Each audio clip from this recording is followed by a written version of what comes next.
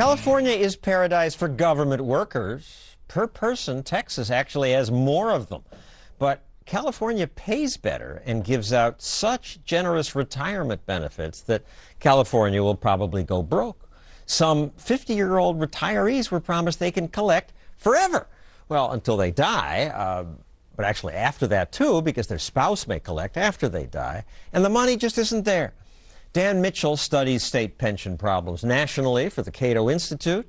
Kevin James is running to be mayor of Los Angeles. So before we get to what Kevin discovered in Los Angeles, how bad is this? These people want to be responsible, I would think.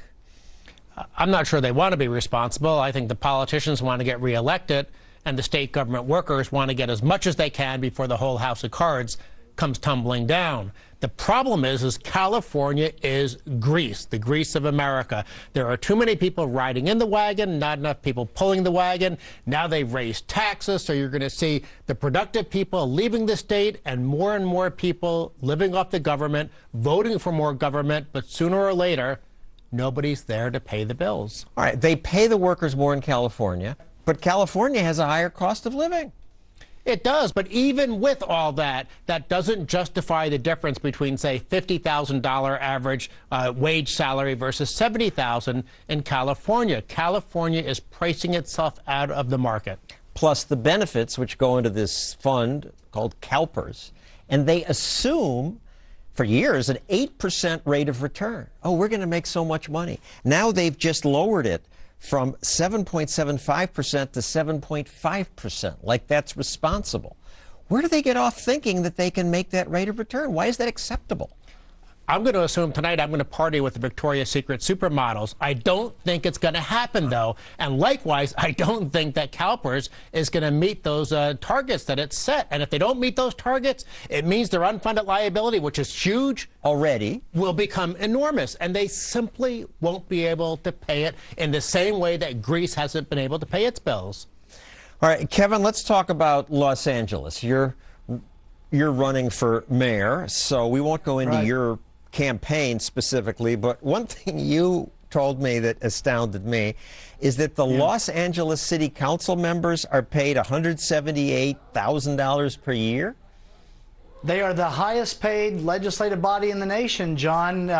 We just had a councilwoman that Janice Hahn went to Congress, the House of Representatives, and she has to take a cut in pay. They make more money than United States senators for a Los Angeles City Council. Los Angeles, each councilman is given a car? Well, each councilman, I'll tell you something else that really gets Angelenos. They get a car that has a license plate that says exempt, so they can park in meters and they don't get tickets. And in Los Angeles, our parking tickets are through the roof. And just as you were talking about in the last segment, with all of these fines and fees that they keep wanting to take from people that come to Los Angeles, it's not good for business. It chases customers away from our city and from our local businesses into neighboring communities where they don't get abused by City Hall. $178,000 per year in Los Angeles versus in Dallas, $37,000, San Antonio, $1,400. Well, those are part-time city councils. In Los Angeles, seem to get it done. They're a full-time council. It's not like Los Angeles of course they do. is so well governed. No, Dan, to put this in perspective nationally, is this a mindset in California that says politicians just work magic and need to be compensated?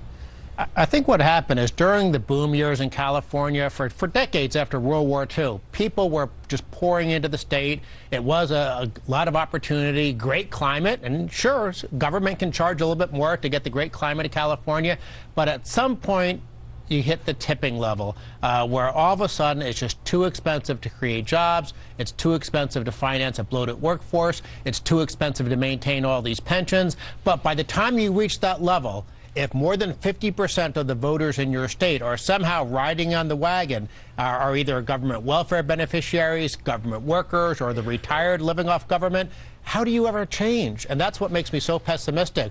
A beautiful state that I think is being ruined by big government.